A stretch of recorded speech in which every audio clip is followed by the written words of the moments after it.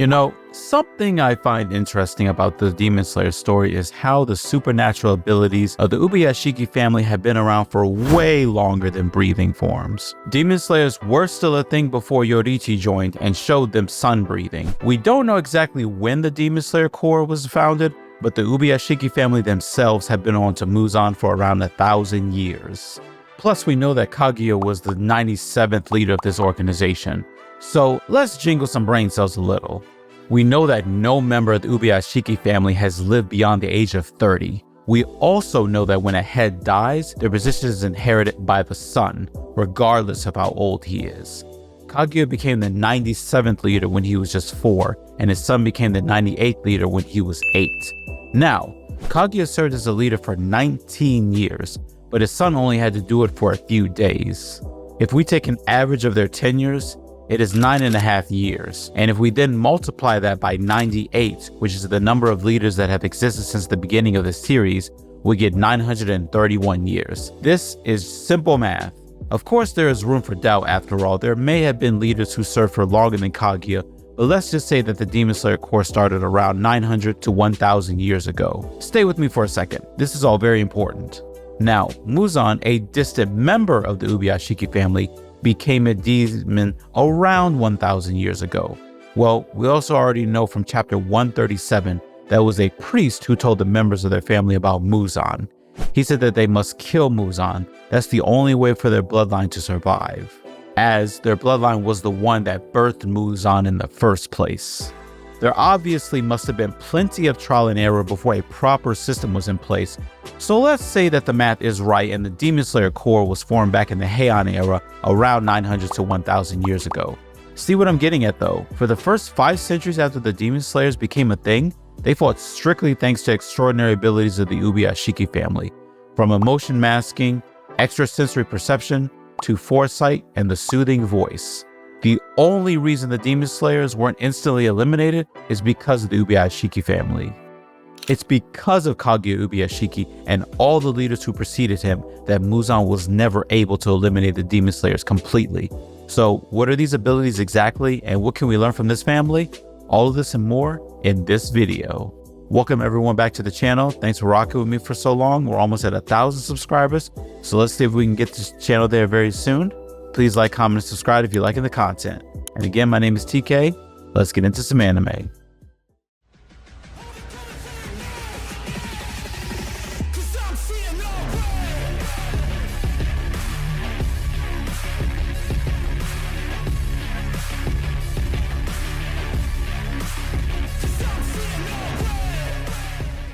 In the beginning, the clan had a higher mortality rate, but over the centuries, they developed a resilience which allowed them to live up to the age of 30 eventually.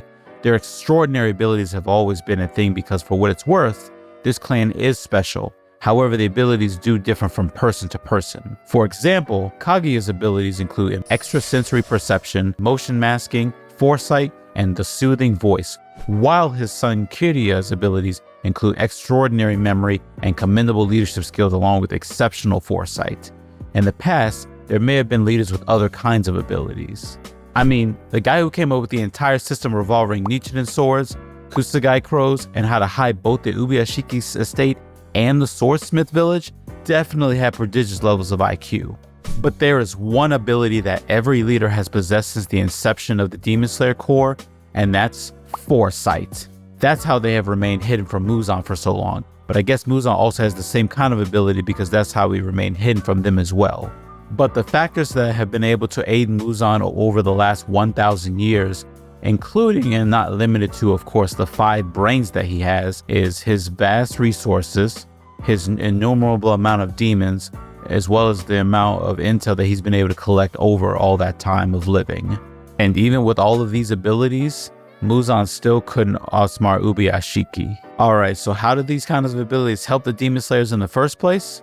Starting with emotion masking. It allowed Kagaya to maintain an aura of unnerving tranquility. He always remained calm and serene in every situation, so much so that even Muzan himself couldn't help but be overwhelmed by him. He couldn't feel Kagaya's murderous intent, but he could feel it in the scars Yoriichi gave him that something was wrong.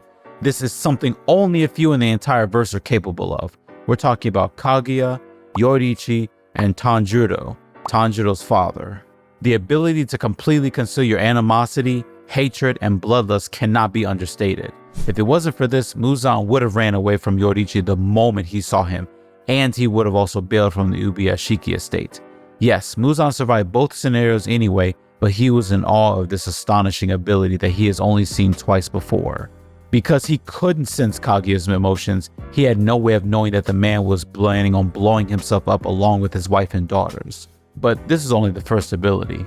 Next, we have Extrasensory Perception.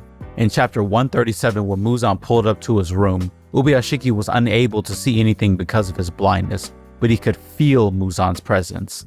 Similarly, in chapter 44, Kaguya immediately knew that all the Hashira were assembled. This is Extrasensory Perception. It allows one to perceive not only the presence but also the strength of both humans and demons in their presence. It's like observation haki from One Piece. Which brings us to the Ubuyashiki family's key trait, Foresight. The thing about generational wealth is that the knowledge is just as important as wealth, otherwise the wealth would disappear within 3 to 4 generations. The exact same analogy is at play here when it comes to the Ubuyashiki family and their foresight. Thanks to their high level of foresight, they were able to grow their influence and resources to a level that allowed them to operate from the shadows in the entire country. Think about it. Every leader of the Demon Slayer Corps is leading all of the Demon Slayers throughout the country, and Japan is not a small place. He does all of that without revealing the truth to the general public. That is impressive. Foresight is a big play here. This is what allows them to predict and avoid dangerous situations, but this is also what gave Kaguya butterflies in his stomach when he realized that an upper moon was defeated. In chapter 97, he called the deaths of Gyutaro and Daki an omen of fate. Now, I may be repurposing that he knew that this was the beginning of Muzan's downfall. He knew that Muzan would come to him before his death, and he also knew that the final war between the demons and the Demon Slayers was about to take place. And the fourth ability that makes Kaguya so special is his soothing voice. This was revealed to us in chapter 47 when Sanemi offered Nezuko his blood, but she turned away. In his soothing voice, he told Tanjiro to start by defeating one of the 12 Kizuki. His voice was so soothing and pleasant that Tanjiro felt dizzy. Another manga panel told us that in modern times, this is called 1F fluctuation. It is something many charismatic people possess. By using the rhythm of their voice and movements, they calm and soothe the person they are addressing. A powerful ability indeed. In the end though, Kagaya Ubuyashiki was the last leader who died because of the curse. His son Kiriya used his extraordinary memory to guide the Hashira through the ever-changing Infinity Castle in real time. And while he was definitely not as composed as his father, he did his job. And just like that, Muzan died in this generation. The curse finally broke, and so Kiriya went on to live an unusually long life. Even right now, he is still alive. He is over 100 years old and among the oldest living people in the country of Japan. Alright, so back to the original intention for this video. What is the reason why Muzan couldn't outsmart Kagaya Ubuyashiki? It's his own inherent selfishness. He was too selfish to understand Kaguya. That's all there is to it. He judged every human by the same metric, and that was his downfall. I'm sure some of you may be wondering that maybe Muzan should have been killed while Kaguya was still alive, but that goes against Kaguya's philosophy. Unlike Muzan, he could easily see beyond himself. He knew that the only eternal thing is human feelings. Stone crumbles, wood rots, people, well, they die. Same goes for demons. But something as fragile as a human feeling, a thought, a dream, a legend can go on and on and on. That's why only human feelings last forever.